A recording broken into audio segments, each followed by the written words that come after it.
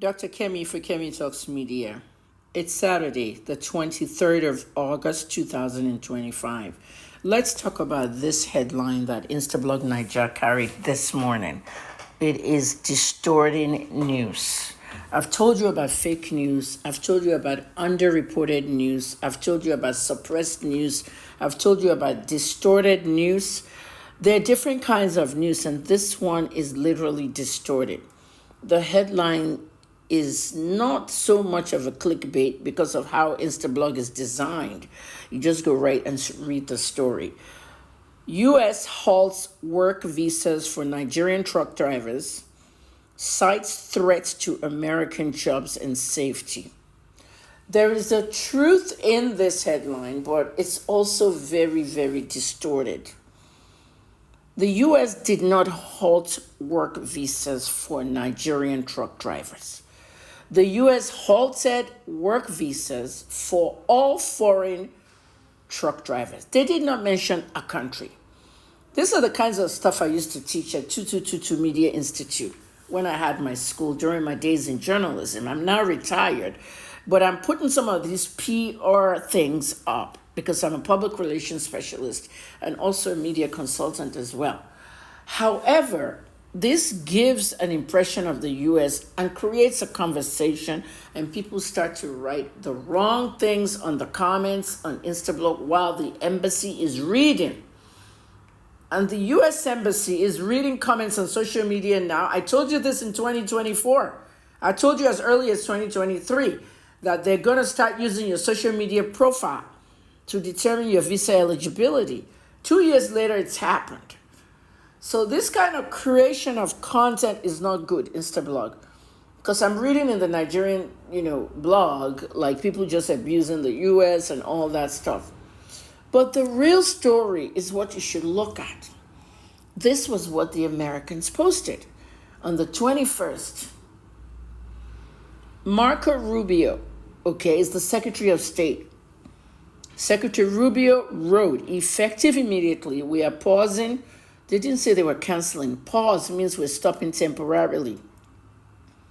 We are pausing all issuance of work visas for commercial truck drivers. The increasing number of foreign drivers operating large tractor-trailer trucks on U.S. roads is endangering American lives and undercutting the livelihoods of American truckers. There are two things that Rubio said here. The first thing Rubio said was basically, there's a whole lot of foreign drivers who are operating these big rigs. We call them big rigs in America, or 16-wheelers or 18-wheelers, how many wheels they have. They're trailers, tractor trailers. An increase in the number of foreign drivers is endangering American lives. That's one story. And the other one is undercutting the livelihood of American truckers. Now, let's go to the second one first. If you're cutting the livelihood of American truckers, there are Americans that want to work, and there are truckers who are bringing things into America via truck. You have to also know where those trucks are coming from. Many trucks are coming in from Mexico. Some are coming in from Canada. Nothing is coming in through the Atlantic. It's usually like the ones that are driving in. Mexico, Canada, and other areas, I guess. Well, pretty much that's it, because everywhere else is surrounded by water. Well, let me face that one in Canada. A lot of the Canadian truckers coming to America with goods and things, most of them are foreigners. They're coming in from Canada, but then they're driving into America. Many of them need to have a visa to enter the America, that they're bringing the stuff to. Same with Canada. Canada gives them papers. So America will give them a visa. Instead of having a regular travel visa and trucking back and forth, people can carry things in trucks 6 times a week. So they just give them a CDL visa, a trucker's visa, like an H-1B, which is the work visa for truckers and everybody else that's a worker. But what they decided to do was to stop this. The first thing you are supposed to ask is, what is the reason? Instablog, for God's sake. The person running Instablog, 3 of them, they're bloggers, but they're actual journalists who work with newspapers, and they know better to find out the reason why. You can't just copy and paste because that's how blogs are done. There was a situation in the US that happened recently. This is why Marco Rubio tweeted. A lot of you may have seen the video of the Indian truck driver and his friend. They went to make a U-turn, a very bad U-turn. So as they were making that U-turn, the whole truck in the back, almost 18-wheelers, could not turn as fast when a family of three were on their regular highway. They weren't speeding, they're on their regular speed, and that truck made a U-turn, blocking the whole entire side of their road, and they drove right into it. They crashed and they all died. After that happened, the truck driver, they called the police at the scene. I saw the truck driver looking at the person filming, but for some reason, that truck driver fled to what they call a sanctuary state. A sanctuary state is a state for some people who are illegal aliens, but technically they cannot deport them, sanctuary states. And those states, President Trump have been targeting those states because he doesn't want anybody illegal to be hiding in one state because the state law protects them. You've seen Trump go to the Supreme Court and everything. Imagine, you just killed a family of three. Instead of you to submit yourself, you go run to a sanctuary state. This past week, the guy was extradited back to Florida, where it happened. And we all saw him get off the plane and everything. You can run, but you can't hide. And this is why that law came. They paused all these things. Now, it now brought out a bigger picture. At least 60,000 active non-domiciled CDLs are in America.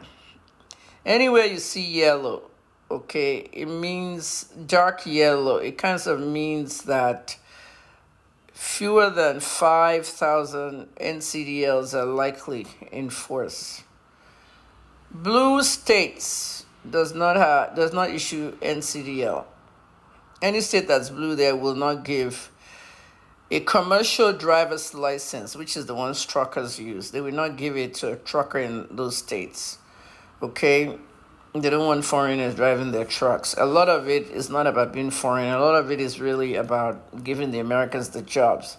Red states, more than 5,000 likely in force. Fewer than dark states, orange states. NDCL issued no data. So the orange states have non-domiciled CDLs, but they have no data. This is by Overdrive, and I like this analysis better than anyone else I've seen. This one here is BabylonB.com. It's like some kind of magazine that makes fun of things. California issues commercial driver's license to Stevie Wonder. We know that if Stevie Wonder is driving a commercial driver license truck, he'll crash and kill everybody. So that's Babylon's own. Just end it. It's unnecessary. Pull all the issued work visas. We have American truckers that can't get loads, and these foreigners causing fatal accidents. The constitutionalist is saying that Trump should pull all those visas, and that there are a lot of American truckers who need loads, and they can't get it because of the foreign drivers who are now causing the accidents. Now, this brings me to one particular thing I want to talk about. A comment by somebody on Instablog who said, if you know, you know. President Trump banned foreign drivers because of Dangote and VDM story.